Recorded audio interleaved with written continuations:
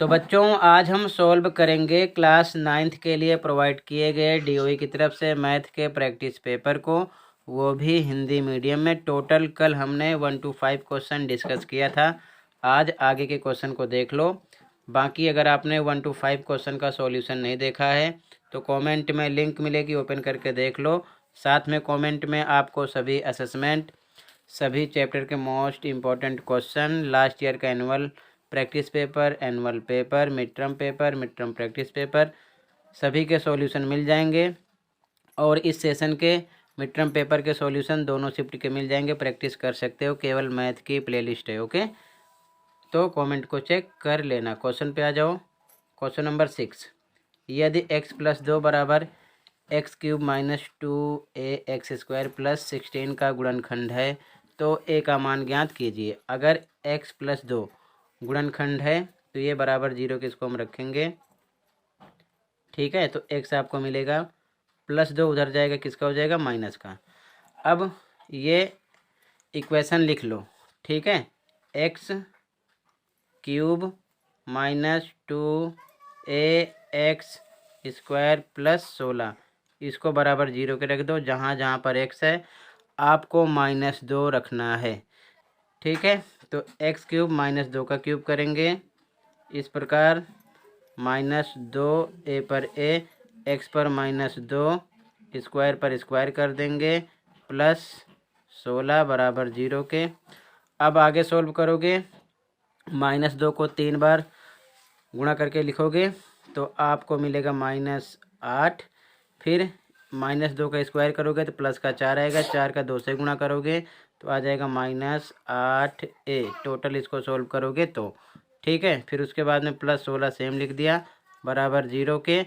अब ध्यान से देखो, +16 -8 सोल्व करोगे तो आपको मिलेगा प्लस में 8 और फिर ये -8a साफ साफ बचा है बराबर 0 के। फिर से रखो इसको। अब -8a इधर रोक लो, 8 को नंबर की तरफ भेजोगे 0 की तरफ तो किसका हो जाएगा, माइनस का। दोनों तरफ माइनस से माइनस कट हो जाएगा तो a बराबर आपको मिलेगा 8/8। कट करोगे तो a मिलेगा 1, ठीक है। यहाँ पर आपको a कितना मिला, 1। क्लियर है, तो बी ऑप्शन राइट हो जाएगा। अब एक बार आप इसका सॉल्यूशन साफ साफ देख लो। आंसर 6, x+2 बराबर 0 के रखोगे तो x आपको -2 मिल जाएगा।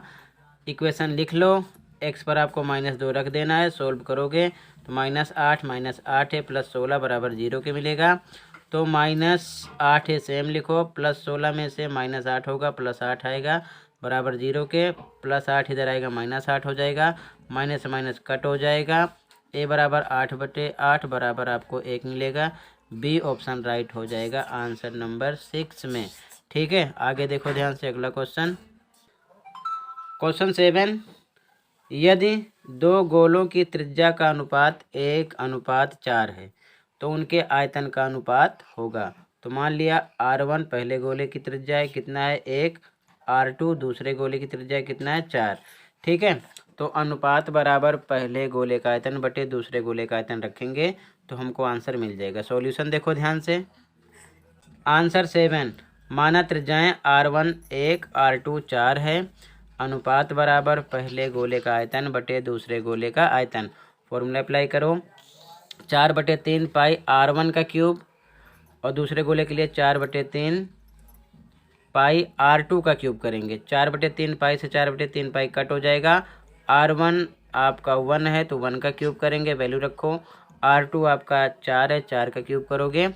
अब 1 को ट्रिपल टाइम मल्टीप्लाई करोगे 1 आएगा, 4 को ट्रिपल टाइम मल्टीप्लाई करोगे तो आएगा 4 चौक 16 चौके 64, यानी कि 1:64 इसको हम लिख सकते हैं, जो कि आपका डी ऑप्शन हो जाएगा।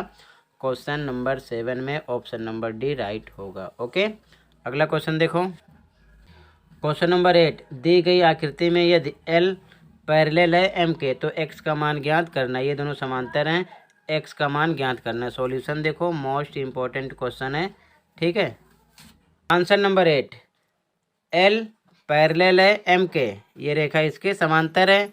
अब ध्यान से देखो, इस डायग्राम पर Z जैसी आकृति है तो ये एकांतर कोण हो गया, 3y बराबर होगा 2y + 25 के। 3y बराबर होगा 2y प्लस 25 के। ये चीज़ ध्यान में रखना, यहाँ पर लिखा गया ब्रैकेट में लिखो एकांतर कोण है।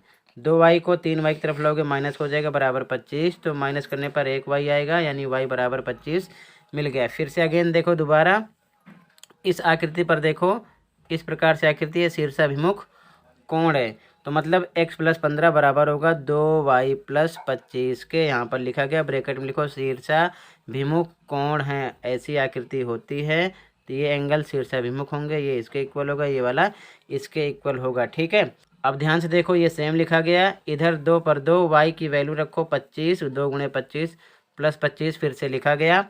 x प्लस 15 बराबर यहाँ पर आएगा 25 गुना 50 प्लस 25, यानी कि जोड़ने पर x प्लस 15 बराबर आएगा 75। तो 15 को नंबर की साइड भेजोगे माइनस का हो जाएगा, माइनस करने पर मिलेगा 60, जो कि x की वैल्यू होगी। ऑप्शन नंबर ए राइट होगा क्वेश्चन नंबर 8 में। ठीक है, क्लियर है, ये आपका आंसर नंबर 8 हो जाएगा। आगे देखो ध्यान से, अगला क्वेश्चन नंबर 9 कह रहा है कि नीचे एक बस्ती यानी कि टाउनशिप में 4 हाउसिंग सोसाइटी और उन्हें जोड़ने वाली सड़कों की स्थिति दर्शाने वाला नक्शा दिया गया है इस प्रकार। ठीक है, तो क्वेश्चन कर रहा है कि सोसाइटी 1 और सोसाइटी 3 पर सीधी सड़कों द्वारा बने कोणों के योग का माप क्या होगा। अब सिंपल सा हिसाब समझो, अगर सोसाइटी 2 और 4 का हिसाब देखोगे तो देखो सीधी सड़क किस प्रकार है, स्ट्रेट एंगल है, ठीक है ना, सीधी लाइन पर 180 का एंगल बनता है, ध्यान रखना। इसी प्रकार अगर सोसाइटी 1 और 3 की बात करोगे, 1 ये है और 3 ये है, तो यहाँ पर भी 180 का बनेगा स्ट्रेट एंगल। दूसरे कंडीशन में अगर चतुर्भुज के अंदर इस पर फोकस करोगे तो ये क्या है, चक्रीय चतुर्भुज है, तो चक्रीय चतुर्भुज में भी सोसाइटी 3 सोसाइटी 1 सम्मुख कोण है और चक्रीय चतुर्भुज के सम्मुख कोणों का योग 180 होता है।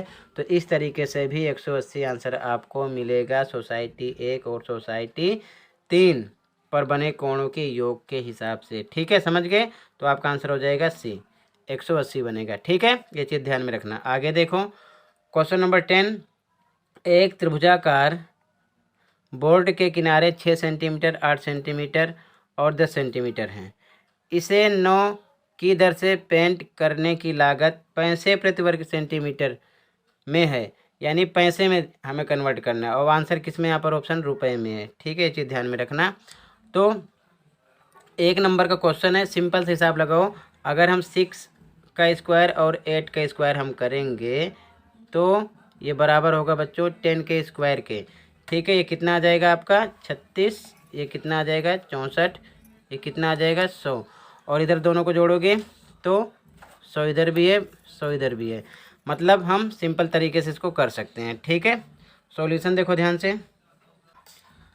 अब ध्यान से देखो, तो हमने क्या किया, पाइथागोरस थ्योरम के हिसाब से समकोण त्रिभुज बना लिया, तो ये कर्ण हो जाएगा 10, ये आधार हो जाएगा और ये क्या हो जाएगा लंब। तो त्रिभुज का क्षेत्रफल निकाल लेंगे, 1/2 गुणे आधार गुणे ऊंचाई, तो 1/2 आधार पर 6 ऊंचाई पर 8, तो 2 से कट करोगे तो मिलेगा 2 एकम 2, 2 तियाँ 6, 8 तियाँ 24 मिल जाएगा सेंटीमीटर स्क्वायर।